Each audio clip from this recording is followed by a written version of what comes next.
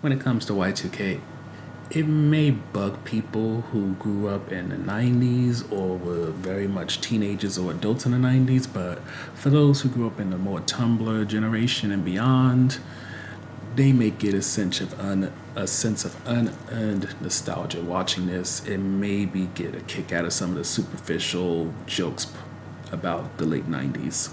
So to summarize the film, Eli and his best friend Danny are on the lower end of the social hierarchy at their school. But with it about to be 2000, both are trying to push themselves out of their comfort zones and go to a party. Eli at this party hopes to talk to his friend and crush named Laura. And when it comes to Danny, even though he's as much of an odd kid as Eli, it seems he's ready to break open out of that shell and become potentially one of the popular kids.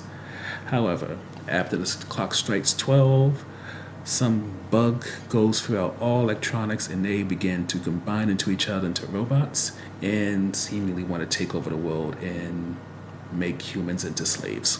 So when it comes to the highlights, I would definitely say the best thing about this film is that it really does make you question who may live and die because it doesn't discriminate.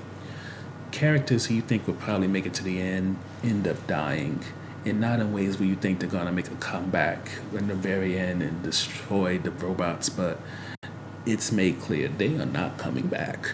And with that, you get that rare sense of fear of who's actually gonna make it, especially as you grow attached to these characters. And considering a lot of the horror movies, thrillers, action movies, and more that we've watched recently don't really do that, I'll give Y2K that one positive thing. With that said, the humor, the nostalgia that it pushes, all feels very superficial. The humor is very corny, and it's not like it's the type of humor which if you grew up in the 90s, you'll like it and it'll really kind of resonate with you. It's the kind of humor where it's like, okay boomer type jokes, except now it's focused on late 90s and trying to make it so it's making fun of the attitudes, making fun of the attire, who was famous at the time, what did they do.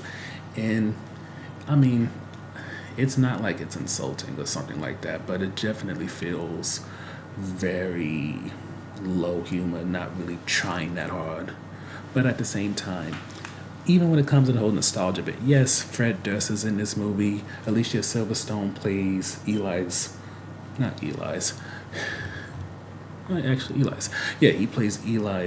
she plays Eli's mother. But outside of Fred Durst, Alicia Silverstone, Danny's mom and him doing a Tybo tape, it doesn't feel like there's a lot of gifts for people who actually knew or at least grew up in the 90s to make it where it feels like it's just as much about Gen Z and all that they may think or thought was cool about the 90s or even funny, and that's balanced out with people who actually grew up in the 90s, who were millennials, Gen X or whatever, and what they found cool, what they enjoyed, and maybe kind of grimaced about the 90s as well. There's no balance so that you get the nostalgia and the humor no matter what age group you're part of.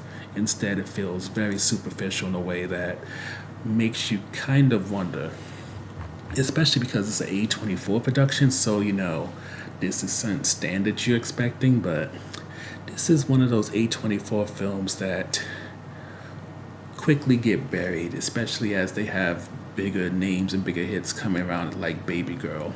Overall though, when it comes to Y2K, while it does well in making you question who may live and die by the end of this movie, pretty much everything else about the film may bug you if you actually were alive during the 90s, and in terms of what it may offer to, Gen Z, Gen Alpha, and all those people. It gives you some aesthetics, it gives you some superficial idea, but I don't even think they may find this thing funny.